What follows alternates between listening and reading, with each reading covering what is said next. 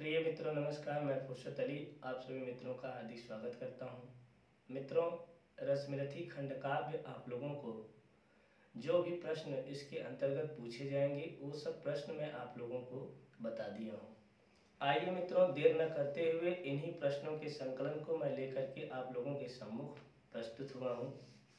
तो आप लोगों को जैसे कि यह पता है कि रसमरथी खंडकाव्य से यूपी बोर्ड इंटरमीडिएट हिंदी की परीक्षा में कुल मिलाकर के 10 प्रश्न पूछे जाते हैं, जो कि श्योरली आते ही आते हैं। जैसे रसमरथी खंडकाव्य की जो कथा वस्तु है ये 7 सर्गों में विभाजित है, तो 7 प्रश्न यहाँ से बन जाएंगे कि रसमरथी खंडकाव्य के आधार पर पहले सर्ग की कथा वस्तु अपने शब्दों में लिखिए। फिर रसमरथी खंडकाव्य के आधार पर द्वितीय सर्ग, तृतीय सर्ग, चतुर्थ सर्ग, पंचम सर्ग, षष्ठ सर्ग और सप्तम सर्ग अर्थात कर्ण के बलिदान की कथा अपने शब्दों में लिखिए। ये तो 7 सर्ग हो गए। इसके बाद जो है मित्रों 8वां प्रश्न बन जाएगा कि रसमरथी खंडकाव्य के आधार पर नायक कर्ण का चरित्र चित्रण लिखिए। फिर 9वां प्रश्न बनेगा रसमरथी खंडकाव्य के आधार पर कृष्ण का चरित्र चित्रण लिखिए। फिर रसमरथी खंडकाव्य के आधार पर नारी पात्र या प्रमुख नारी पात्र कुंती का चरित्र चित्रण लिखिए। तो इन 10 प्रश्नों के संकलन में से पहला प्रश्न रसमरथी खंडकाव्य के आधार पर प्रथम सर्ग की कथा वस्तु संक्षेप में लिखिए। तो मित्रों इसी पर हम चर्चा करने वाले हैं कि रसमरथी खंडकाव्य के आधार पर पहले सर्ग अर्थात प्रथम सर्ग क्या है। तो मैंने जैसा कि आपको पहले की वीडियो में बता रखा है कि रसमरथी खंडकाव्य के आधार पर प्रथम सर्ग का जो टाइटल है, शीर्षक है, वह यह है कि कर्ण का शौर्य प्रदर्शन।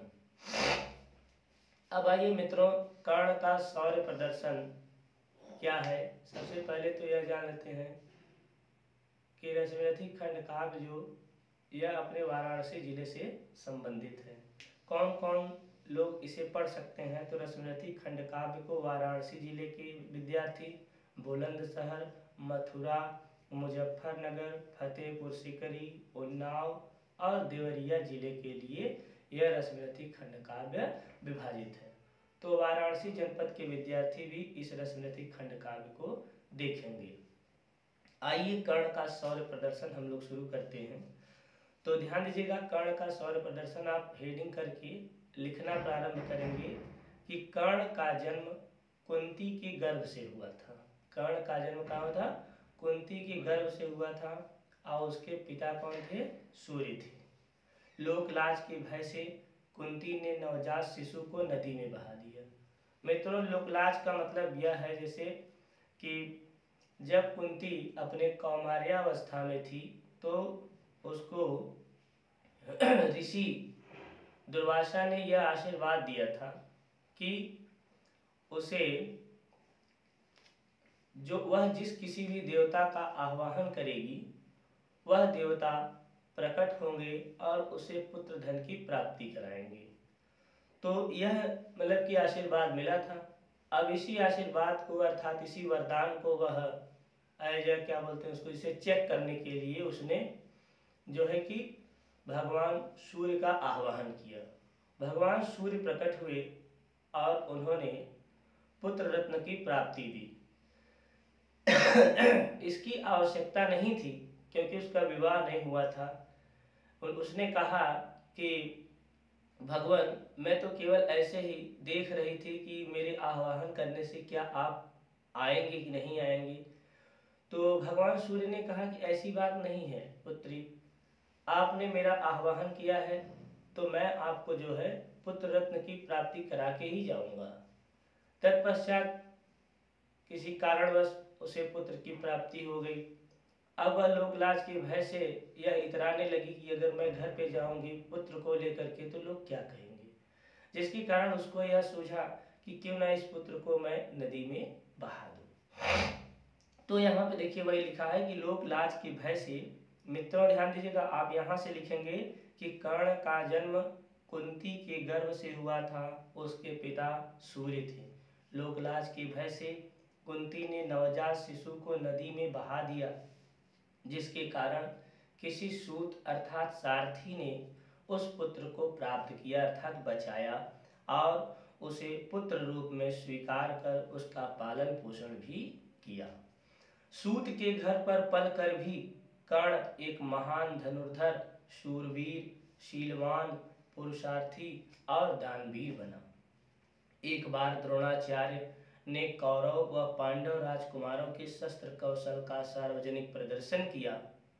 सभी दर्शक अर्जुन की धनुर्विद्या के प्रदर्शन को देखकर आश्चर्यचकित हो गए, क्योंकि उसे द्रोणाचार्य ने बहुत अच्छी तरह से शिक्षा दिया था। ये एक शौर्य प्रदर्शन मतलब एक वीरता का प्रदर्शन करने के लिए सभी राजकुमारों को एकत्रित किया गया था, और राजा भी बैठे थे तथा सब गुरु भी बैठे थे, और हस्तिनापुर की समस्त प्रजा भी बैठी थी वहाँ पर, सबका शौर्य, सब राजकुमारों का वीरता प्रदर्शन देखने के लिए। और उस प्रदर्शन में अर्जुन ने अपने तीक्ष्ण बाणों के प्रदर्शन से संपूर्ण जनता को मोह लिया।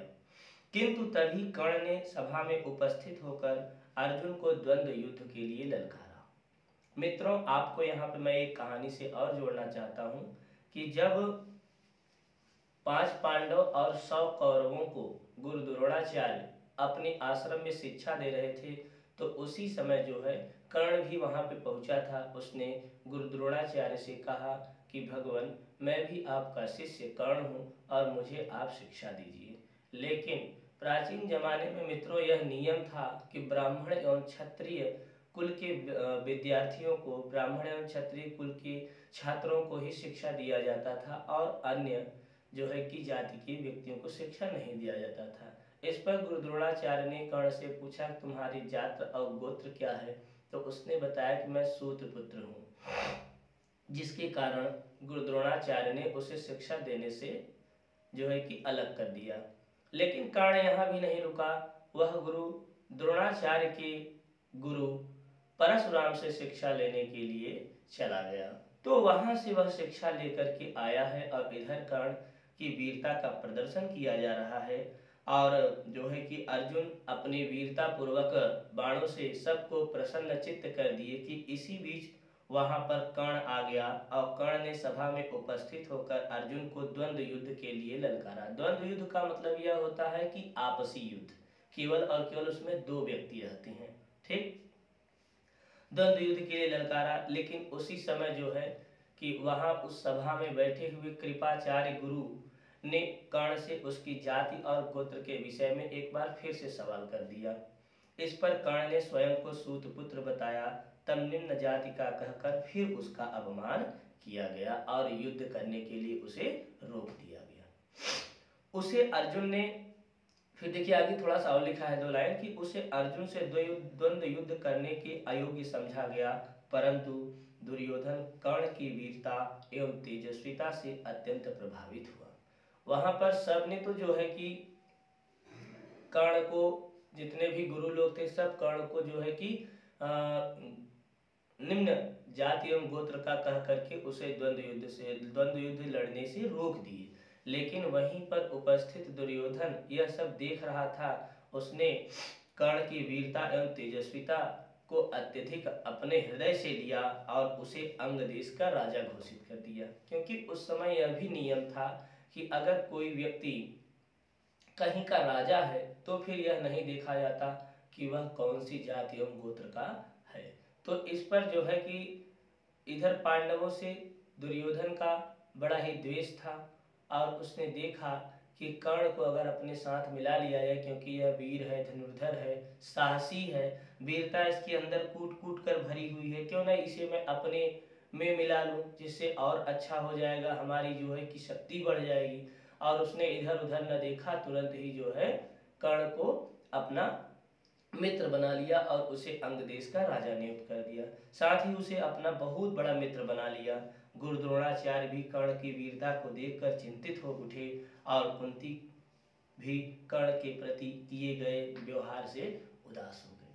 मित्रों, यह प्रथम सर्ग रश्मिरथी खंडकाव्य के प्रथम सर्ग अर्थात कर्ण के शौर्य प्रदर्शन का अभी आप लोगों को जो है वर्णन में सुना रहा था। इतना आपको लिखना है परीक्षा के दृष्टिकोण से, निश्चित है आपको 5 नंबर मिलने की पूरी संभावना बनेगी।